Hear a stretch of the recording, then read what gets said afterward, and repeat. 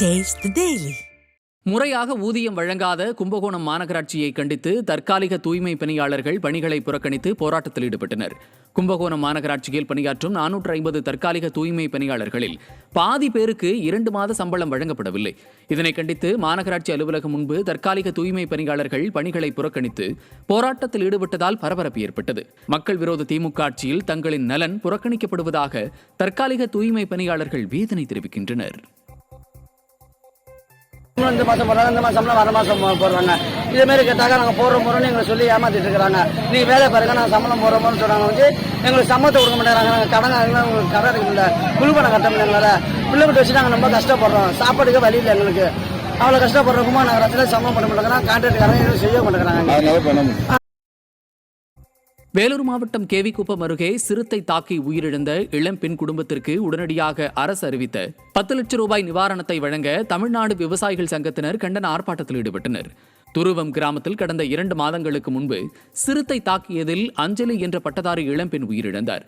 அவரது குடும்பத்திற்கு அரசு அறிவித்திருந்த 10 லட்சம் ரூபாய் நிவாரணத் தொகை இன்னும் வழங்கப்படாத நிலையில் அந்த தொகையை உயர்த்தி 25 லட்சம் ரூபாயாக தர வேண்டும் உள்ளிட்ட கோரிக்கைகளை வலியுறுத்தி கேவிக்குப்பம் பேருந்து நிலையம் அருகே தமிழ்நாடு விவசாயிகள் சங்கத்தினர் கண்டன ஆர்ப்பாட்டத்தில் ஈடுபட்டனர்.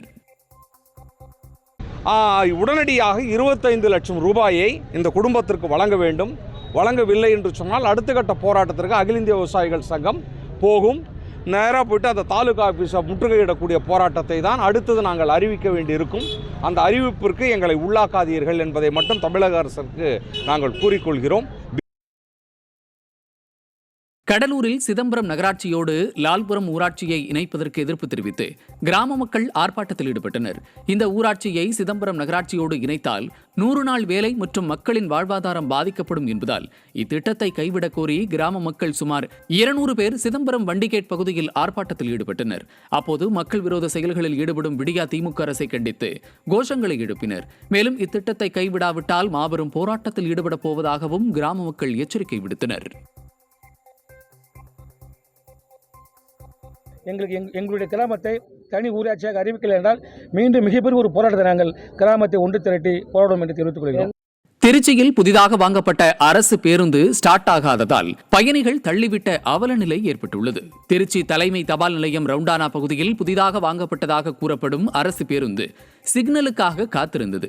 சிக்னல் போடப்பட்டதால் அரசு பேருந்தை ஓட்டுநர் ஸ்டார்ட் செய்தபோது பேருந்து இயங்காததால் பயணிகள் இறங்கி பேருந்தை தள்ளிவிட்ட பின் ஸ்டார்ட் ஆனது. இதனால் அதிருப்தி அடைந்த பயணிகள் திறனற்ற திமுக ஆட்சியில் தரமற்ற நிலையில் புதிதாக வாங்கப்பட்ட பேருந்திற்கே இந்த நிலை என்றால் பராமரிப்பில்லாத பழைய தகரடப்பா பேருந்துகள் என்ன லட்சணத்தில் இருக்கும் என புலம்பி தீர்த்தனர்.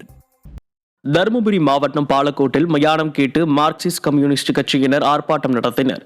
கொப்பன்கோட்டாய் கிராமத்தில் 100க்கும் மேற்பட்ட குடும்பங்களைச் சேர்ந்த பொதுமக்கள் வசித்து வருகின்றனர். இப்பகுதி மக்கள் இறந்தவர்களை அடக்கம் செய்ய முடியாமல் வீட்டின் அருகிலேயே அடக்கம் செய்து வருகின்றனர். மேலும் சொந்த வீடு நிலம் இல்லாதவர்கள் உடலை அடக்கம் செய்ய முடியாமல் திணறி வருகின்றனர். திறனற்ற திமுக ஆட்சியில் கூட்டணி கட்சியினரே போராட்டம் செய்யும் அவல நிலை உள்ளதாக பொதுமக்கள் விமர்சிக்கின்றனர்.